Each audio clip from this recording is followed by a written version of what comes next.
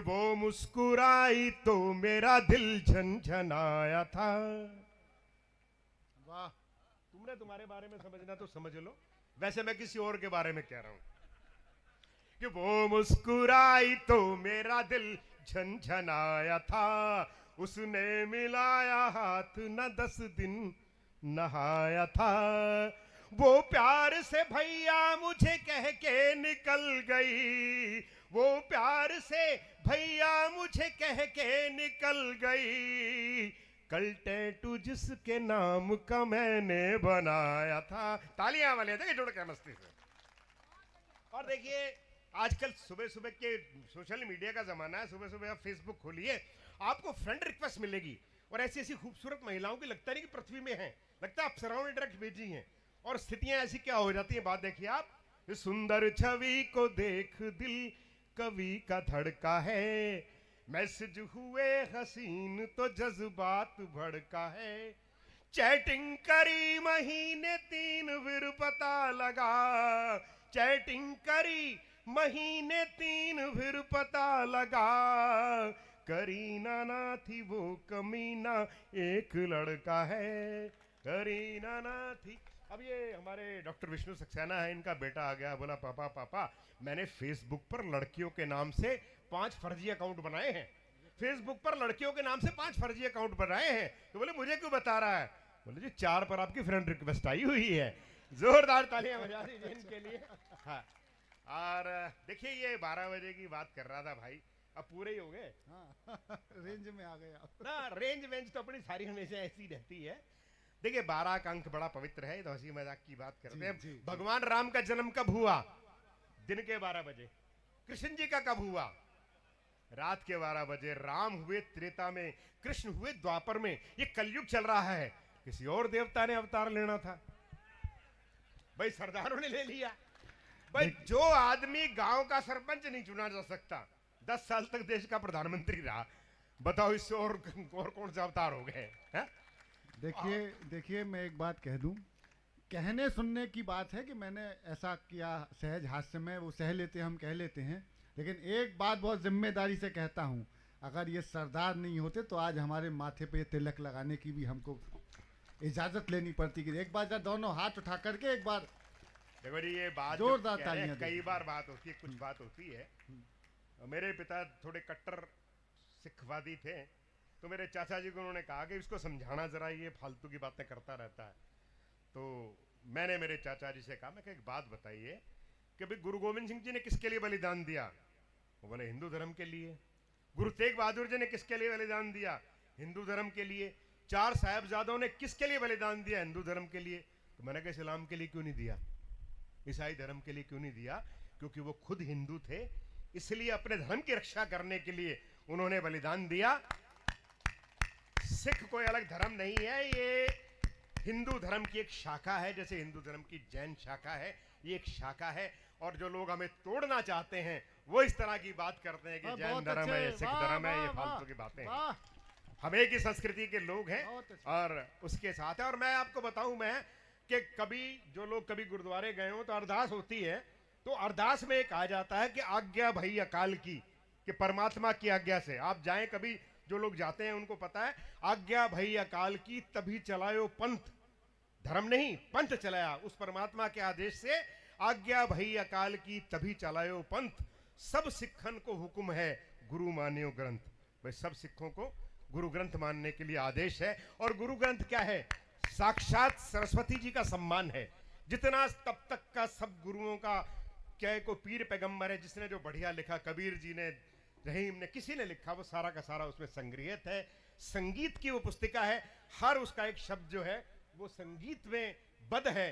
तो वो सिख तो है, वो हिंदू धर्म के सिपाही हैं, कोई लेना एक ना देना। तो ये बेवकूफ खानदान खालिस्तानी वालिस्तानी पैदा हुए कहाँ पे, कनाडा के अंदर, यहाँ कोई नहीं है बात करने वाला। एक बार जोरदार तालियां बजाइए, मैं वही शुरू करता हूँ बात को। क्योंकि ये संदेश जाने चाहिए, ये संदेश जाने चाहिए। और देखिए दूसरी बात है, घड़ी देखिए आप, घड़ी में 3 सुइयां हैं, 12 बजे की बात कर रहे थे हम, घड़ी में 3 सुइयां हैं। सबसे तेज भागने वाली सुई क्या है, वो सेकंड वाली है, और बहुसंख्यक हिंदू धर्म का प्रतिनिधित्व करती है। दूसरी सुई है मिनटों वाली, मुस्लिम भाइयों का प्रतिनिधित्व करती है। तीसरी है घंटे वाली, जो पता नहीं लगता कि चल रही कि नहीं चल रही, सिखों का प्रतिनिधित्व वो करती है।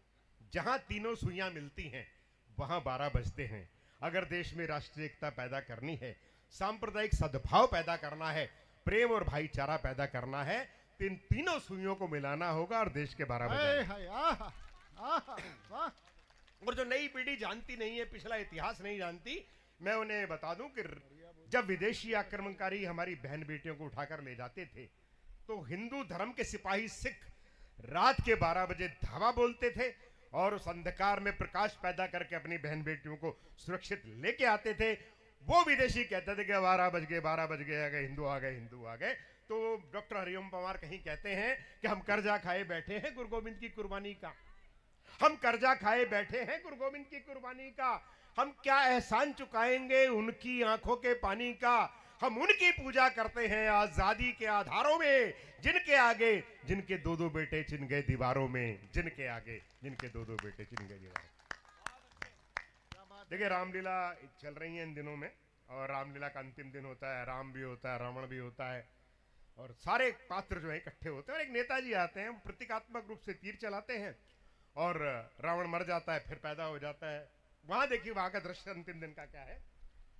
ये नेताजी के पांव से लिपट गया कुंभकर्ण, नेता बोला गंगा काहे उल्टी बहाते हैं। आज आप तो इलेक्शन आया तो विधानसभा के थे, वो एक नगर पालिका के चुनाव हुए, एक आदमी को 3 वोट मिले, दुर्गादास जी 3 वोट मिले। तो वो घर पे आया तो पत्नी लठ लेकर खड़ी हुई थी, बोली 1 वोट तो तेरा, 1 मेरा, ये बता तीसरा किस कलमुई ने दिया है। बड़ा संकट है, एक को सिर्फ 2 ही वोट मिले।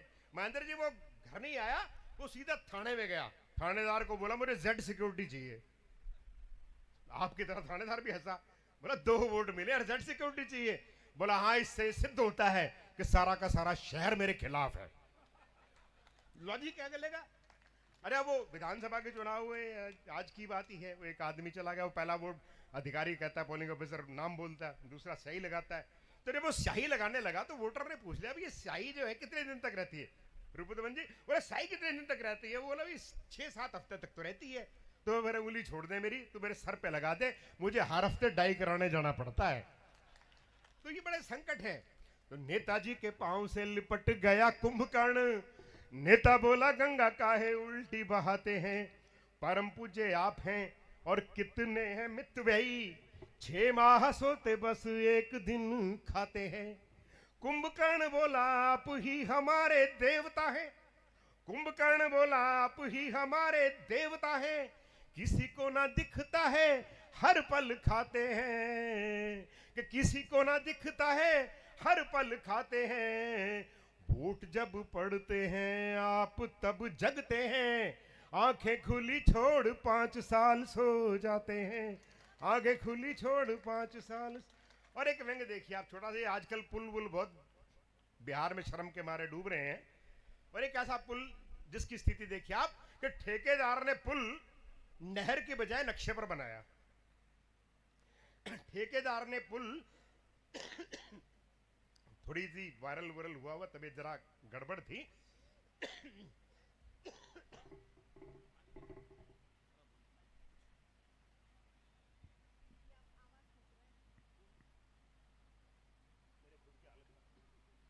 बाइक का चक्कर ही मेरी खुद की हालत खराब, मेरे पता है। अभी दवाई जल्दी मंगवाई थी महेंद्र जी से। ठेकेदार ने पुल नहर की बजाय नक्शे पर बनाया, लोहा नेता खा गया, सीमेंट इंजीनियर ने पचाया। तो कुछ साल के बाद पेंट करने वाला ठेकेदार ढूंढते ढूंढते उस पुराने ठेकेदार के पास आया, क्योंकि लाख कोशिश करने के बाद भी उस पुल को नहीं ढूंढ पाया। तो पुराना ठेकेदार बोला राष्ट्र निर्माण में तुम भी तो अपना हाथ बटाओ। अरे राष्ट्र निर्माण में तुम भी तो अपना हाथ बटाओ, पुल हमने खा लिया है, पेंट तुम पी जाओ, पुल हमने खा लिया है, पेंट तुम पी जाओ। और एक 4 पंक्तियां देखिए आप मजेदार वाली, कि कई नेताओं की अलग अलग पहचान देखिए। लालू जी के बारे में इन्होंने बताया, मैं उनका गुण भी बताऊंगा आपको। शशि थरूर पटना पटाना सिखाएंगे। जहां भी शशि थरूर दिखते हैं तो लगता दूल्हे वही हैं। कि शशि थरूर पटना पटाना सिखाएंगे, चारे से जेब भरना लालू जी बताएंगे। बंदर ने कहा बेटे से नीतीश जी से सीख, बंदर ने कहा बेटे से नीतीश जी से सीख, परफेक्ट पलटी मार तुझे ये बनाएंगे, परफेक्ट पलटी मार तुझे। वो जो उन्होंने बताया कि वो अब्दुल पंचर वाले के साथ हो गया मामला ऐसा, तो होता क्या है कि जो आजकल की बच्चे हैं उनको बहकाना बड़ा आसान काम है। ब्रांड ब्रांड के नाम से दुनिया ब्रांड की बात करती है, और वास्तविक स्थितियां क्या होती है उनकी, जो कहते हैं कि साहब हम ये ब्रांडेड सूट पहनते हैं, ये करते हैं, वो करते हैं, उनकी स्थितियां देखिए एक छंद के माध्यम से। जी, ये ब्रांड ब्रांड करते जो सड़कों पे घूमते हैं, ब्रांड ब्रांड करते जो सड़कों पे घूमते हैं, 100 वाली पैंट पहन पार्टी में जाते हैं, और गोल्ड फ्लैग पैकेट को हाथों में नचाने वाले चोरी छिपे उसी में से बीड़ी सुलगाते हैं, चोरी छिपे उसी में से बीड़ी सुलगाते हैं। प्रेमिका को रानी कह के महल बनाने वाले, प्रेमिका को रानी कह के महल बनाने वाले, किराए के झोपड़े में बिस्तर लगाते हैं, और सेकंड हैंड बाइक खरीद नहीं सकते जो, सेकंड हैंड बाइक खरीद नहीं सकते जो, कार वाला हॉर्न अपनी स्कूटी पे बजाते हैं, कार वाला हॉर्न अपनी स्कूटी। तो हमें जीवन के धरातल पे रहना चाहिए और आगे बढ़ना चाहिए। देखिए मैं आपको एक बात बताऊं, मेरी मातृभाषा पंजाबी है, और मैं जब पैदा हुआ तब तो ये हरियाणा होता ही नहीं था, तब पंजाबी हुआ करता था, फिर पंजाब हरियाणा हो गया। तो मेरी मातृभाषा पंजाबी है। मैंने एमए अंग्रेजी में किया, 18 साल अंग्रेजी में लेक्चर रहा, फिर उसके बाद अधिकारी पद से रिटायर हुआ। लेकिन मेरे लिखने की भाषा हिंदी है, मेरे सपनों की भाषा हिंदी है। जब मैं किसी हिंदी भाषी को हिंदी में बात करते देखता तो मुझे बड़ा अच्छा लगता है। अब जैसे हमारे मोदी जी हैं, गुजराती हैं लेकिन हिंदी में बात करते हैं। उन्होंने बताया उन्होंने हिंदी सीखी कैसे। मोदी जी ने बताया मैं चाय बेचते बेचते हिंदी सीख गया, मैं चाय बेचते बेचते हिंदी सीख गया। भाई इसमें क्या खास बात है, आधा पंजाब दारू पी पी के अंग्रेजी सीख गया। कोई खास बात हो तो बताओ। अरे 2014 में जब पहली बार भाजपा की सरकार बनी तो कार्यकर्ताओं ने चाय पिलाई मुफ्त में, आइए चाय पीजिए। मोदी जी कभी चाय बेचा करते थे, उनके सम्मान में चाय पीजिए, नमो टी स्टॉल लिखा हुआ था। अब वो साहब एक शराबी पड़ा हुआ तो परले के नारे पे, वो बोला ये मोदी जी अगर 7-8 दिन किसी शराब के ठेके पे भी काम कर लेते तो इनका क्या बिगड़ जाना था। देखिए हर आदमी अपने फायदे की सोचता है। वो अखबार में खबर छपी कि मंगल ग्रह पे बर्फ भी और पानी भी है, मंगल ग्रह पे बर्फ भी और पानी भी है। तो एक शराबी बोला दारू और नमकीन तो यहीं से लेके जानी पड़ेगी। अरे बड़े संकट है साहब, बिहार के अंदर शराबबंदी है, बिहार में शराबबंदी। एक सिपाही ने एक दूधियों को पकड़ लिया, बोला ड्रम में दिखा क्या है, बोले जी दूध है। अरे बोले खोल के दिखा क्या है, बोले दूध है। अरे भाई खोल तो सही, उसने खोला तो उसमें शराब थी। पुलिस वाला बोला इसमें तो शराब है। बोला साहब भैंस ने रात को पी ली होगी। देखिए बड़ा मासूम सा जवाब है। तो मैं तो यही कहूंगा कि शराब बुरी चीज है, आओ इसे खत्म करें। आपने दुनिया भर में मीम सुने होंगे, आवाज पीछे मेरी थी, शराब बुरी चीज है, आओ इसे खत्म करें, एक बोतल तुम करो। भाई मेरे कहने का मतलब है एक बोतल फोड़कर आप नाली में बहाओ, एक मैं बहाऊं। नहीं नहीं, अब लोग देखो भाई, लोग इसलिए वहां पहुंच जाते हैं क्योंकि यहीं रेवाड़ी के लोग पहुंचे हुए हैं। एक लेकिन अपने जोरदार तालियां बजाए। मैं कविता विशेष सुनाता हूं। हाँ, क्योंकि देखिए हास्य में सुनाने के लिए बहुत कुछ है अपने पास, कोई संकट तो ऐसा है नहीं। लेकिन क्या है कि एक विशेष कविता, जब अच्छी कविताओं का दौर चला है तो मैं कविता पढ़ता हूं। बेटी बचाओ बेटी पढ़ाओ की बात की गई। ईमानदारी की बात यह है कि बेटियां वास्तव में अच्छी होती हैं। उसने कहा कि मेरे 2 बेटियां हैं, बहुत अच्छी बात है क्या कि बेटियां आपको कम परेशान करती हैं, घर का भी काम करती हैं, पढ़ती लिखती हैं और अपना झंडा गाड़ती हैं पूरा। लेकिन समस्या पिता को तब कब आती है जब वो ये पढ़ते हैं हम समाचार कि 3 साल की बच्ची के साथ ये हो गया, 6 साल की बच्ची के साथ ये हो गया। तो एक पिता की चिंता हो जाती है कि वो किस समाज में रह रहा है, किस दुनिया में रह रहा है। तो एक पिता की चिंता अपनी बेटे के लिए मैंने कविता लिखी। और सामान्य कविताएं हम आराम से लिखते हैं, लेकिन कुछ आमद की कविताएं कहते हैं उर्दू में, कि जो माँ सरस्वती की कृपा से हमें मिलती हैं। और शायद ऐसी कविताओं के लिए कहा गया है कि शायर के शेर शेर में उसका जलाल है, शायर के शेर शेर में उसका जलाल है, शायर जो सोचता है ये उसका ख्याल है, और शायर की क्या मजाल कि वो शेर कह सके, झोली फकीर की है सब उसका माल है, झोली फकीर की है।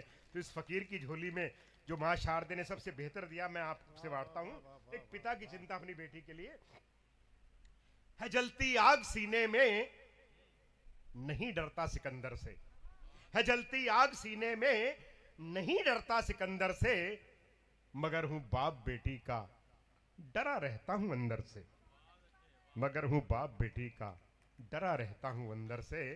और कारण क्या है कि देखें आप, मैंने अपनी बेटी का चित्र बनाया है, आपको लगेगा कि मैंने आपकी बेटी का चित्र बनाया है, क्योंकि बेटियां होती ही इतनी अच्छी हैं कि वो दिखती हंसनी सी है, वो कोयल जैसा गाती है, वो दिखती हंसनी सी है, वो कोयल जैसा गाती है, उजाला हर तरफ होता वो जब भी मुस्कुराती है, कि उजाला हर तरफ होता वो जब भी मुस्कुराती है, वो चंपा है चमेली है वो खुशबू रात रानी सी, वो चंपा है चमेली है वो खुशबू रात रानी सी, है छोटी उम्र पर बातें वो करती है सयानी सी, वो विद्या में विजयी होती, वो विद्या में विजयी होती, भिड़े किस भी धुरंधर से, मगर हूं बाप बेटी का डरा रहता हूं अंदर से, मगर हूं बाप बेटी का।